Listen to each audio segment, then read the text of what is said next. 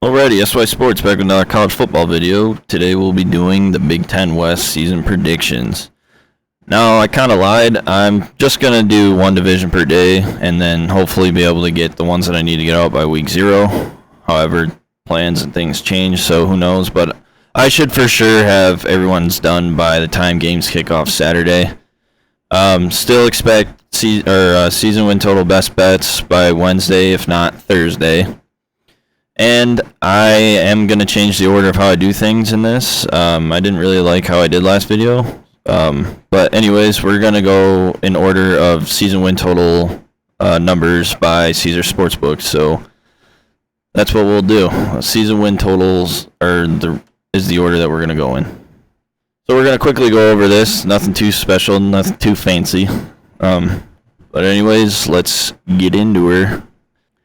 Alrighty, so coming in with the highest over-under according to Caesar Sportsbook is Wisconsin with an over-under of 9.0. The over is at plus 110 and the under is minus 130. Their schedule rating, I had it at 2490, which is 12th toughest in the Big Ten, which is the third easiest schedule in the Big Ten. That's just because they play in the West and they don't have to play themselves. Their talent rating was at a 258, coming in at the 5th best in the Big Ten. Now, just taking a look at the schedule, I see best case scenario at 10-2, worst case scenario at 5-7. Now, this schedule is pretty easy, but it honestly all comes down to what Graham Mertz is going to do this season. Is he going to be what he was last year, or is he going to turn it on like we think he can? So, with that being said, I have Wisconsin's final prediction at being 8-4 and 6-3. I just think they got screwed of going to Ohio State, going to Michigan State. They have to go to Iowa, to Nebraska back-to-back. They do get Minnesota at home, which is going to be, I think, a deciding factor. And their non-con is going to be kind of interesting just because of Washington State and depending on how good they'll be. So Wisconsin 8-4, 6-3 in the Big Ten. Coming in second with the highest season, or there's several teams tied for second, but we're going to start with Iowa with a season win total of 7.5, the over minus 125, the under minus 105. I have their schedule rating of 2568, which is the 8th toughest in the Big Ten, which is right in the middle. The talent rating, I have a 231, which is tied for 10th, I believe. Just looking at the schedule, I see best case scenario is 10-2, and worst case scenario is 4-8, and that's just if Kirk Ferentz just all of a sudden can't coach anymore, and everything just is the worst it can possibly be, just because it is the West and anything can happen. With that being said, I have Iowa going 7-5 and 5-4 in the Big Ten, and if I were to bet the over or under, I would take the over because one, Kirk Ferentz, you can't bet against Kirk Ferentz, and two, it really comes down to their quarterback, Spencer Petras. Is he just going to be terrible again, or is he going to, take that next step up and be a halfway decent quarterback? If he can be halfway decent, they'll probably go, 9-3. So, like I said, Iowa 7-5, 5-4 in the Big Ten. Number 3, Minnesota, also at 7.5 season win total, over minus 130, under plus 100. Jesus.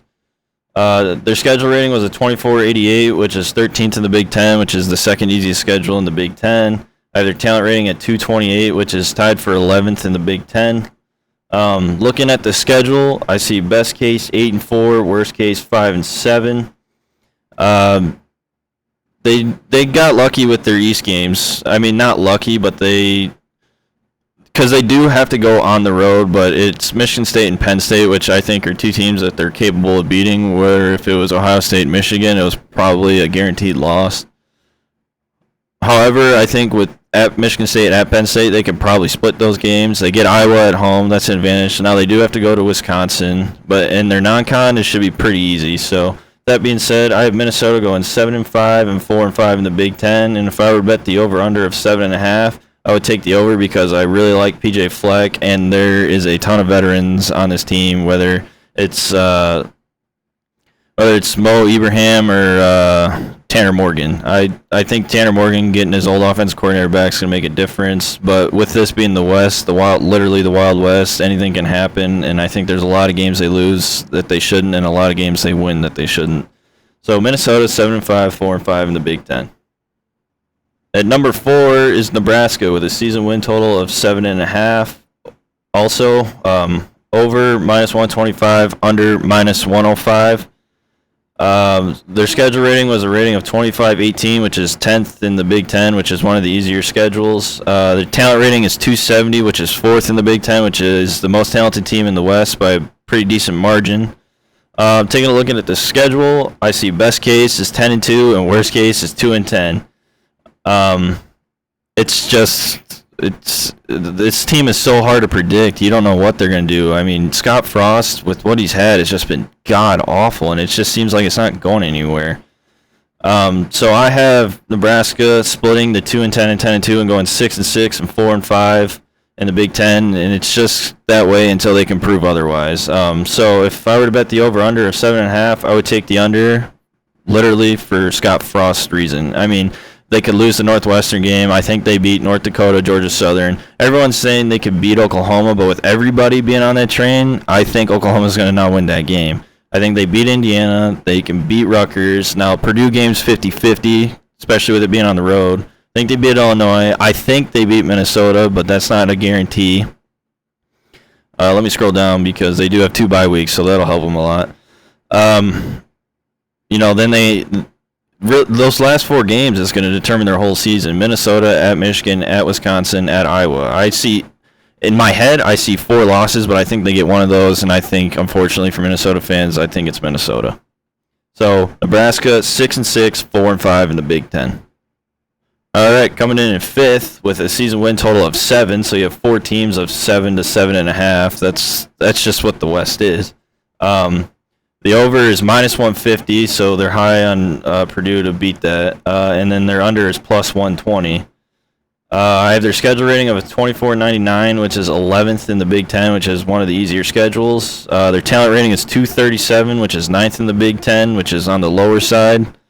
Now, looking at the schedule, I see best case is 12-0. That's just if Aiden Connell is the real deal and this offense can get going, I think they have the ability to run the table. However, I think worst case scenario with everybody that they lost, I see worst case of 4-8.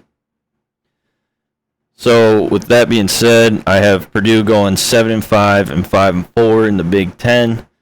If you take a look, Penn State. Now they think everyone's picking Penn State to lose this game. Now with everyone picking Penn State, I think Penn State's going to win. I think they beat Indiana State.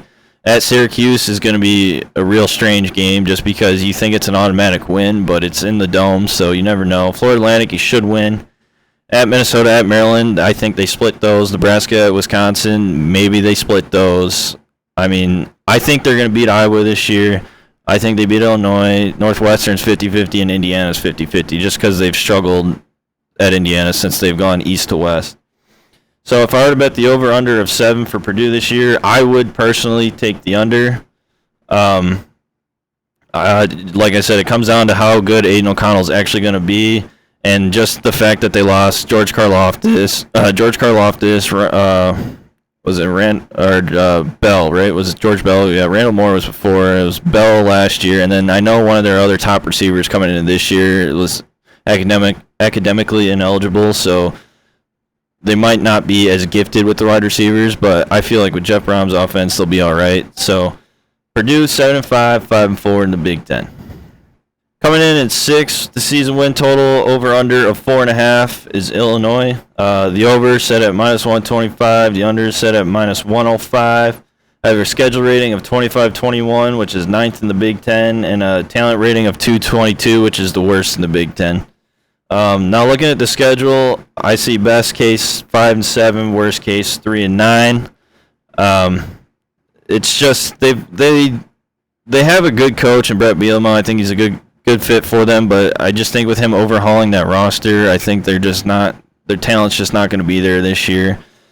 So that with that being said, I have Illinois going 4-8 and 1-8 in the Big Ten. Now, however, with me saying that they're not going to be as great, I honestly think they can beat Virginia. I think that's an upset game to watch because Virginia's got the good quarterback. However, I think with that game being at home, I think I just got this weird gut feeling that Illinois is going to win that game.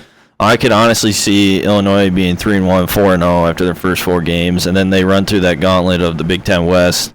And now they do have to go to the Big House this year. They go to Camp Randall. They get Michigan State at home. They do go to Nebraska. I just think the Big Ten schedule is just brutal.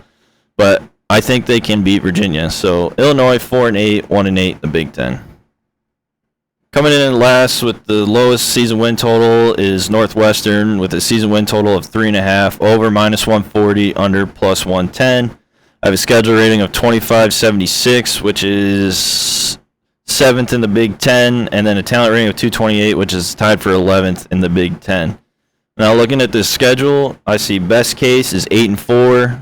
And worst case is 2-10. The 2-10 is just what we saw last year, just nothing working. Defense is awful, quarterback's awful. Now with the 8-4, that's if Ryan Helinski ends up being, like a Peyton Ramsey or somebody that can just flip the program into 7-8 wins.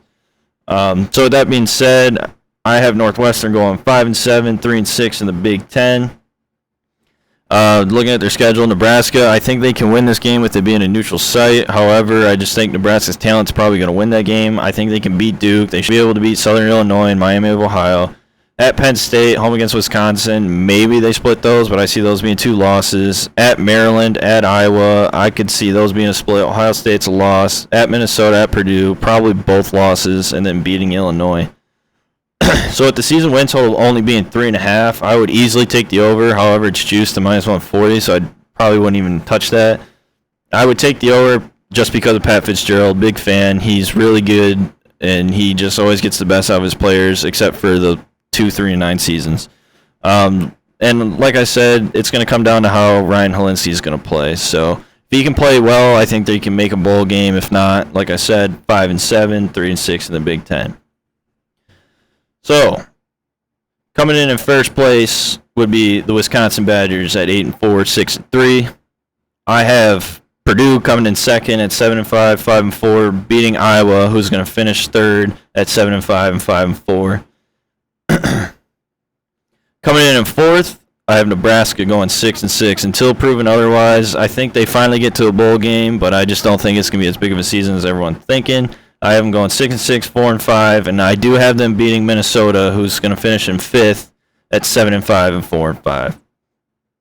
Coming in sixth, I have Northwestern going 5-7, 3-6. Now that could totally flop, or that could totally flip around if Ryan Helinski is going to be anything decent. If he's going to be anything decent, and if that defense can go back to what it was past several years.